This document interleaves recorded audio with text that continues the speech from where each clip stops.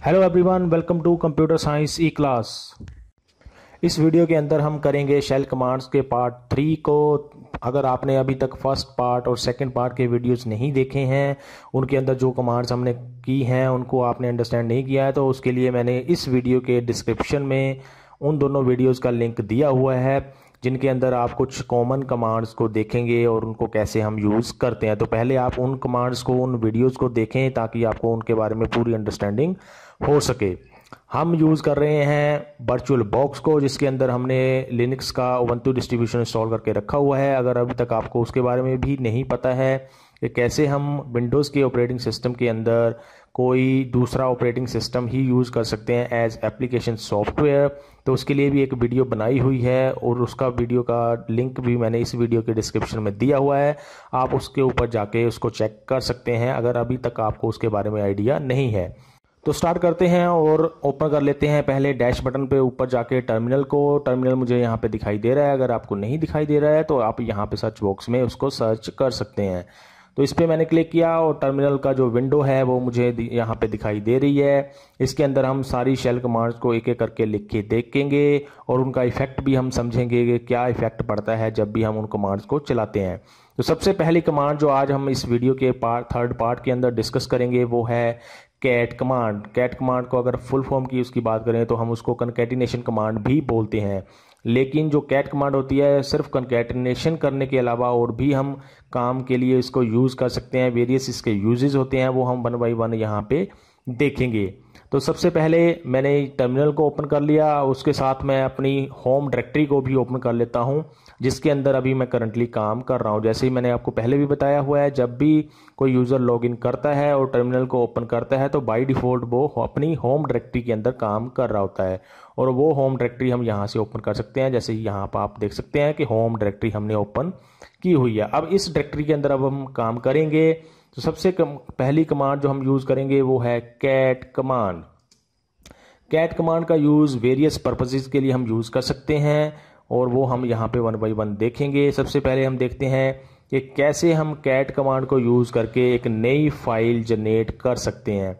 तो उसके लिए हम लिखते हैं कैट, फिर हम लिखते हैं ग्रेटर देन और उसके बाद हम लिखते हैं जो नई फाइल हमने जनरेट करनी है उसका नाम क्या रखना चाहते हैं। जैसे कि सपोज करो मैं नई फाइल का नाम रखना चाहता हूँ फोर्थ, ये मैंने नाम रख दिया नई फाइल का। इतना लिख के जब आप एंटर प्रेस करते हो तो ये अब हमें एक तरह से ऑप्शन प्रोवाइड कर रहा है कि अब हम क्या लिखना चाहते हैं इस फोर्थ नाम की फाइल के अंदर। अगर आप यहाँ पे इस विंडो के अंदर देखो तो ये फोर्थ नाम की फाइल अब जनरेट हो गई है जैसे ही मैंने एंटर प्रेस किया है। अब इसके अंदर टर्मिनल के ऊपर हम वो चीज़ें लिख सकते हैं जो हम इस फाइल के अंदर सेव करके रखना चाहते हैं। जैसे मैंने यहाँ पर लिखा this is first line in fourth file, ये मैंने लिखा पहली लाइन। अब दूसरी लाइन में लिख देता हूँ ऐसे ही कुछ सेकंड लाइन, इतना लिखा। सपोज करो मैंने इतना ही इस फाइल के अंदर सेव करना था। आप जितने मर्जी लाइंस लिख सकते हैं जितनी आपको ज़रूरत है उसके हिसाब से। जब आपको लगता है कि अब मैंने इतना ही लिखना है तो आप प्रेस करोगे कीबोर्ड के ऊपर Ctrl+D।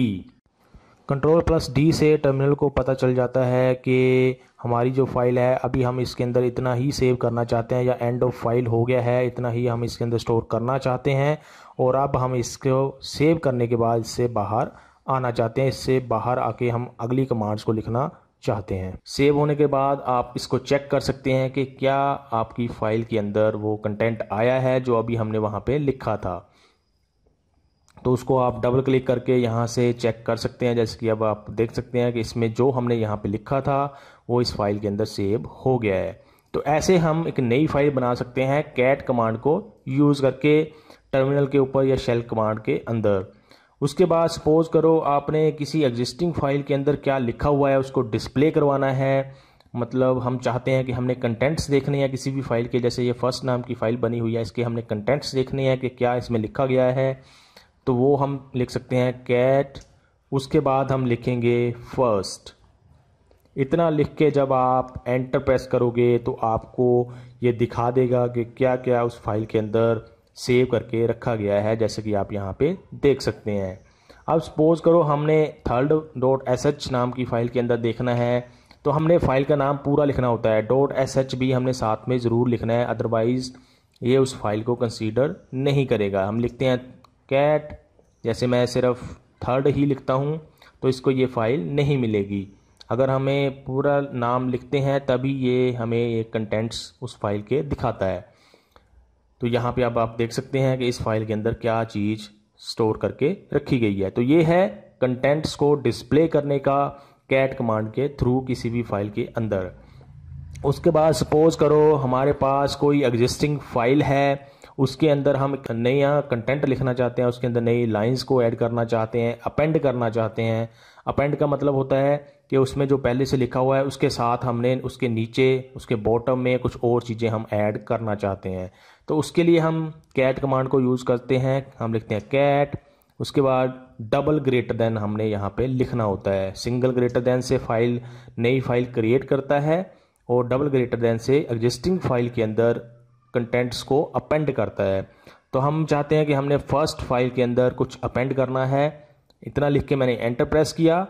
अब हम यहाँ पे जो भी लिखेंगे इसके बाद, इस कमांड को लिखने के बाद, एंटर प्रेस करने के बाद, वो जो फर्स्ट नाम की फ़ाइल है उस फाइल के अंदर अपेंड होता जाएगा, उसके अंदर ऐड होता जाएगा। उसके पुरानी चीज़ें तो वहीं पे रहेंगी, लेकिन उसके लास्ट में, बिल्कुल लास्ट में जो भी हम यहाँ पे लिखेंगे वो ऐड होता रहेगा। जैसे मैं यहाँ पे लिख देता हूँ न्यू टेक्स्ट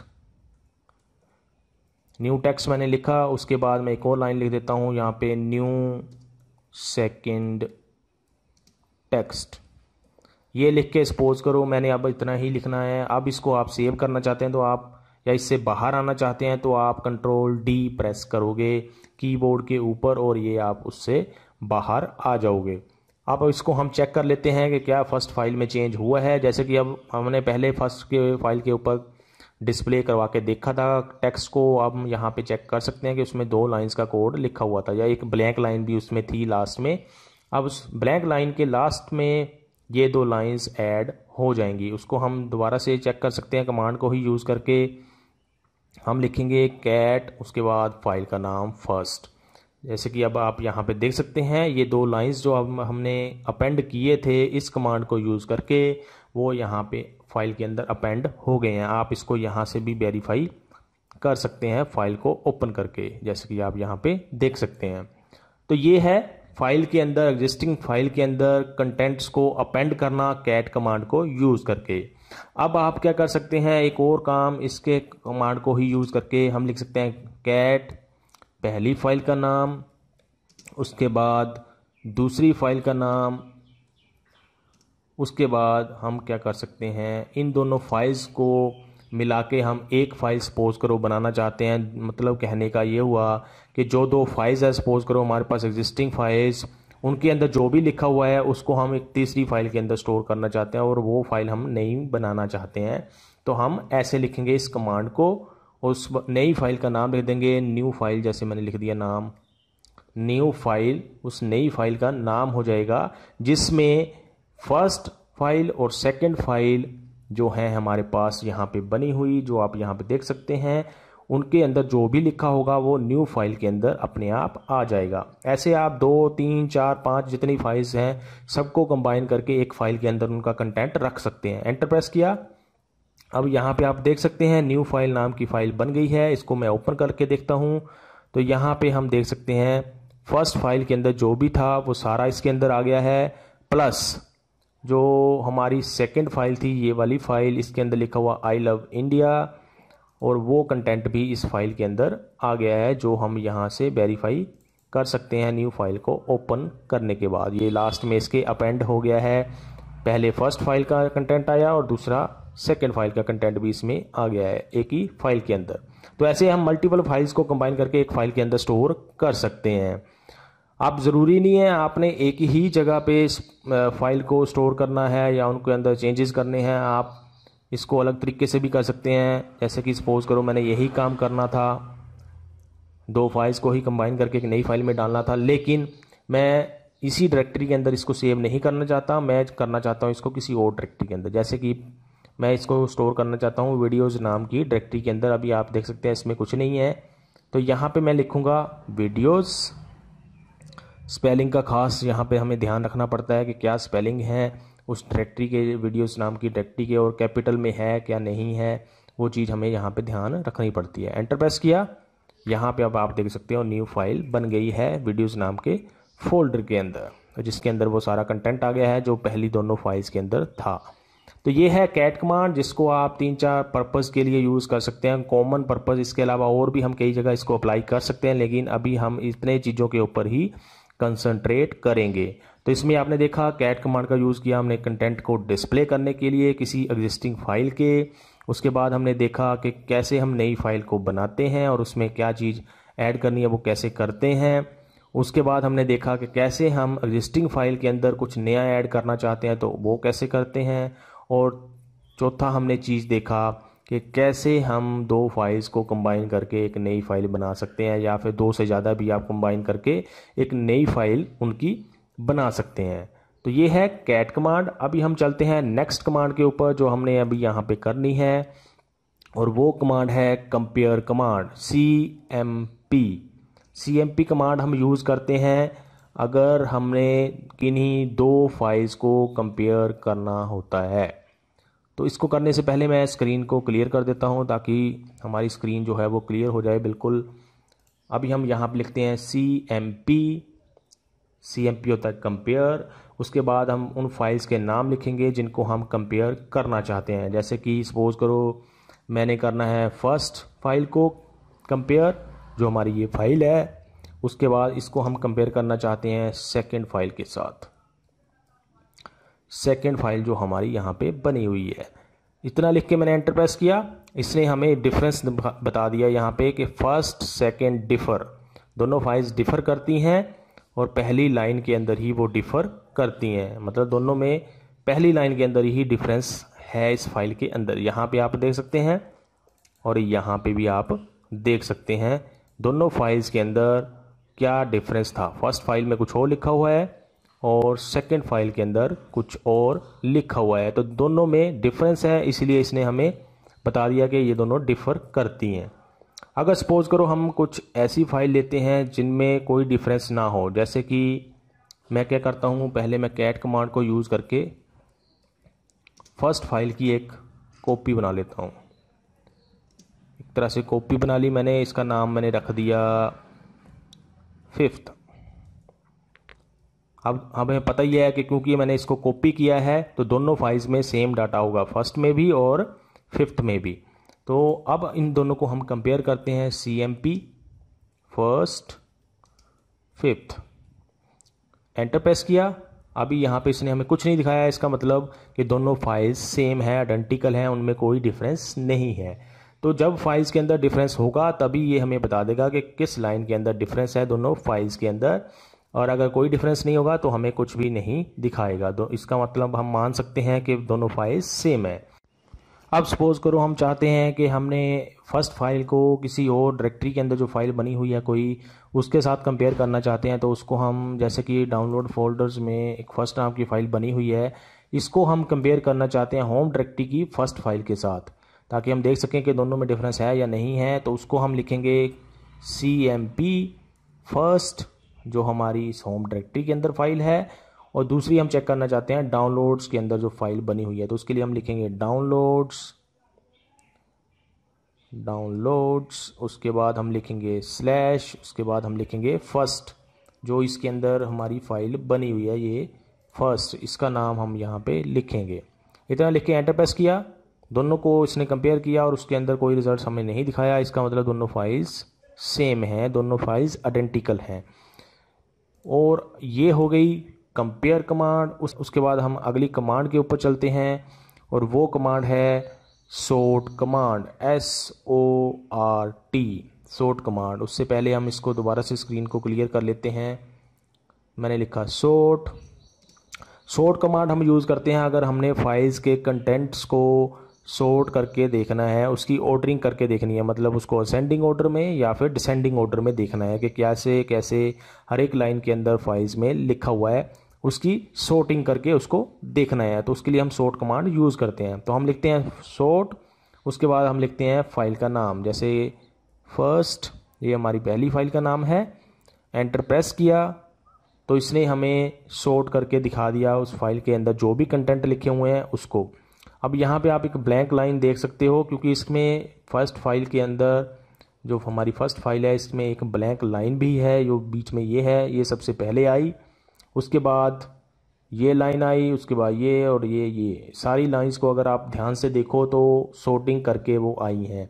सबसे पहले वो लाइन आई है जिसमें कुछ नहीं लिखा हुआ है, दूसरी लाइन में वो चीज़ आई है जो सबसे पहले अल्फ़ाबेट्स के अंदर अल्फ़ाबेट्स आते हैं। जो भी इंग्लिश के अल्फ़ाबेट्स हैं उनके अंदर हमें पता ही है कि ए जो है वो सबसे पहले आता है और जेड जो है वो सबसे बाद में आता है। तो उसके हिसाब से ये सॉर्टिंग करके इसने हमें दिखा दिया है। अगर हम चाहते हैं कि ये रिवर्स ऑर्डर में आए, मतलब डिसेंडिंग ऑर्डर में आए, तो हम लिखते हैं सॉर्ट, उसके बाद बीच में हम एक -r लगा देते हैं। आप बाद में भी लगा सकते हैं, जैसे ये अगर हमने किया। तो अब आप इसको चेक करो, इसको कंपेयर करो ऊपर वाले के साथ, तो दोनों में डिफरेंस आप देख सकते हैं। वो असेंडिंग ऑर्डर में था, ये डिसेंडिंग ऑर्डर में है। इसको आप ऐसे भी लिख सकते हैं, ज़रूरी नहीं है आपने -r जो है वो सेंटर में ही लिखना है, इसको आप बाद में भी लिख सकते हैं। डिफरेंस दोनों में रिजल्ट्स में कुछ नहीं आएगा, क्योंकि वो ऑप्शंस इसको अंडरस्टैंड करता है, चाहे आप बाद में लिखो चाहे पहले लिखो, एज ऑप्शन इसको यूज़ कर लेगा। तो ये है सॉर्ट कमांड, जिसको हम फाइल्स के अंदर जो भी लिखा हुआ है उसकी सॉर्टिंग करने के लिए, डिस्प्ले करने के लिए यूज़ करते हैं। नेक्स्ट कमांड जो अभी हम यहाँ पे करेंगे वो कमांड होती है जिप कमांड। जिप कमांड का हम यूज़ करते हैं अगर आपने सपोज करो कई सारी फाइल्स को कंप्रेस करना है। कंप्रेस करने का मतलब ये होता है कि आप चाहते हैं कि उनका जो स्पेस है यूज़ करने का हार्ड डिस्क के ऊपर वो कम यूज़ हो, तो उसके लिए हम उन फाइल्स को कंप्रेस कर सकते हैं, और वो कंप्रेशन जो है वो जिप कमांड के थ्रू हम कर सकते हैं। जिप कमांड को यूज़ करके हम उन सारी फाइल्स को एक सिंगल फाइल के अंदर स्टोर कर लेते हैं, और वो फाइल्स कंप्रेस भी हो जाती हैं, जिससे कि वो कम हार्ड डिस्क स्पेस यूज़ करती हैं। इससे हमारा हार्ड डिस्क का स्पेस जो है वो बच सकता है और हम उसको दूसरे पर्पज़ के लिए यूज़ कर सकते हैं। तो इसके लिए हम जिप कमांड का यूज़ करते हैं। इसके लिए आपको लिखना होता है जिप के बाद हम लिखते हैं उस नई फाइल का नाम जिसके अंदर सारी की सारी जिप करके फाइल्स को हम स्टोर करना चाहते हैं या कंप्रेस करके स्टोर करना चाहता हूँ। जैसे कि सपोज करो मैंने लिख दिया जिप होगी हमारी कमांड का नाम, उसके बाद मैं लिख देता हूँ zipped डॉट जिप। ये डॉट जिप जो यहाँ पे हमने लगाया है, इसको विदाउट डॉट जिप भी आप कमांड को चला सकते हैं, वो हम उसको करके देखेंगे नेक्स्ट कमांड के अंदर। अभी मैं ऐसे ही लिख देता हूँ इसको। ये हमारी नई फाइल का नाम हो गया zipped डॉट जिप, जो नई फाइल बनेगी, और उसके अंदर कौन कौन सी हम फाइल स्टोर करके रखना चाहते हैं उनके हम नाम लिखेंगे। जैसे मैंने लिख दिया फर्स्ट और लिख दिया मैंने यहाँ पे न्यू फाइल। ये दो फाइल्स हैं जिनको मैं इस जिप्ड फाइल के अंदर स्टोर करके रखना चाहता हूँ। एंटर प्रेस किया। अभी आप यहाँ पे मैसेज में देख सकते हैं कि इसने दोनों फाइल्स को जिप्ड फाइल के अंदर स्टोर कर दिया है, और यहाँ पे हमारी नई फाइल भी जनरेट हो गई है। उसके साथ साथ आप यहाँ पे देख सकते हैं कि फर्स्ट फाइल को इसने 26% तक कंप्रेस किया है। 26% तक इसने हार्ड डिस्क का स्पेस उसका बचाया है उसको कंप्रेस करने के बाद।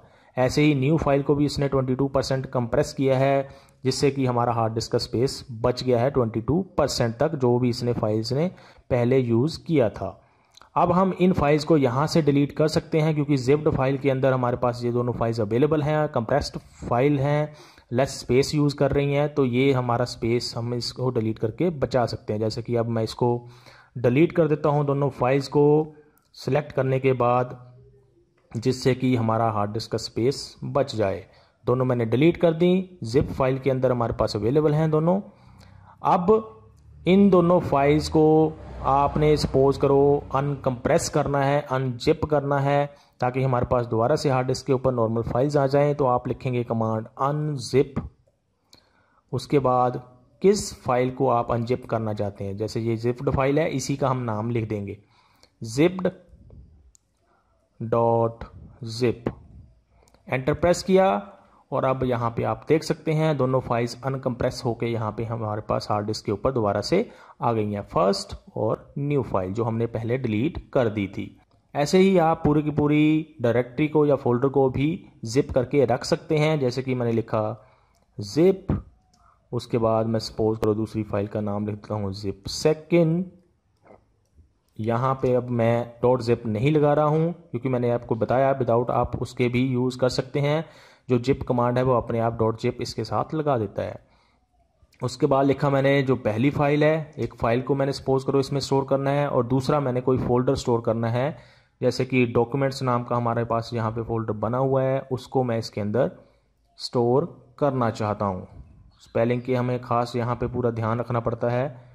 डॉक्यूमेंट्स, उसके बाद एंटर प्रेस किया, और यहाँ पे आप देख सकते हैं दोनों फाइल्स या डायरेक्टरी जो हमने लिखी थी वो दोनों ऐड हो गई हैं इस सेकंड फाइल के अंदर। इसको हम ओपन करके देख सकते हैं यहाँ से भी, और यहाँ से इसको वेरीफाई कर सकते हैं कि दोनों चीज़ें यहाँ पे ऐड हो गई हैं। और इसको भी अनजिप करने का तरीका सेम है, आपने लिखना है अनजिप और सेकंड फाइल का नाम जो भी आप फाइल को अनजिप करना चाहते हैं। तो ये है जिप कमांड, जिसको आप यूज़ कर सकते हैं अपने फाइल्स को कंप्रेस करके स्टोर करने के लिए, ताकि आपका हार्ड डिस्क का स्पेस कम यूटिलाइज हो उन फाइल्स के द्वारा। नेक्स्ट कमांड जो हम यहाँ पे यूज़ करेंगे वो कमांड है PS कमांड, प्रोसेसेस कमांड। उसके लिए सबसे पहले मैं इसको कर लेता हूँ क्लियर करने के बाद, ताकि हमारी स्क्रीन क्लियर हो जाए, और हम अब नेक्स्ट PS कमांड को यूज़ करके देखेंगे। PS होती है प्रोसेसेस कमांड। मैंने लिखा PS, एंटर प्रेस किया, तो ये जो कमांड होती है PS कमांड, ये हमें प्रोसेसेस दिखाती है जो भी हमारे करंट सिस्टम के ऊपर चली होती हैं। PS कमांड का हम यूज़ करते हैं प्रोसेसेस को डिस्प्ले करने के लिए, उनकी आईडीज़ को चेक करने के लिए, जैसे कि आप देख सकते हैं PID लिखा हुआ है जो होती है प्रोसेस आईडी, उसके बाद लिखा हुआ है TTY जो होता है टर्मिनल टाइप, उसके बाद टाइम लिखा हुआ है कि कितना टाइम उसने CPU को यूज़ किया हुआ है। अब यहाँ पे आप सारे नंबर 0000 देख रहे हैं, ये ऐसी प्रोसेस है जिसको कोई दूसरी प्रोसेस यूज़ कर रही होती है, लेकिन ये प्रोसेस खुद अपने आप CPU को यूज़ नहीं कर रही है, तो इसीलिए यहाँ पे 00 डिस्प्ले किया गया है इस कमांड के द्वारा।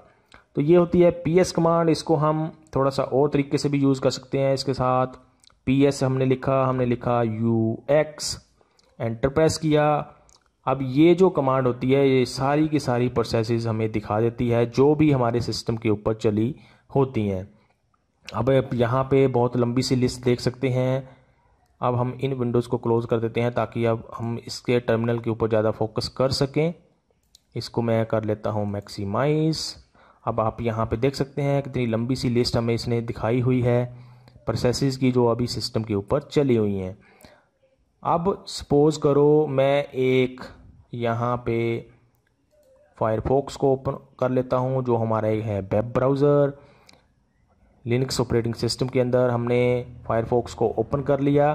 दोबारा से अब हम टर्मिनल के ऊपर जाते हैं। टर्मिनल के ऊपर हमने लिखा PSUX, एंटर प्रेस किया, तो यहाँ पे फायरफॉक्स की अब आप देख सकते हैं ये लास्ट में कुछ प्रोसेसेस चलना शुरू हो गई हैं। तो ये प्रोसेसेस हमें यही बताती हैं कि क्या क्या प्रोसेस हमारे सिस्टम के ऊपर सारी की सारी चली हुई हैं। अगर हमने उनको यूटिलाइज़ करना है या उनको हम किल करना चाहते हैं, उनको बंद करना चाहते हैं, तो उसके लिए हमें इस लिस्ट से पता चलेगा। इस लिस्ट से हम उनकी आईडी देख सकते हैं, प्रोसेस की आईडी क्या है, फिर हम उनको क्लोज़ कर सकते हैं कमांड को लिख के, जो अभी हम करके देखेंगे यहाँ पे अगली कमांड के अंदर। तो ये होती है PS कमांड प्रोसेसेस को देखने के लिए। अगली जो कमांड है वो होती है किल कमांड।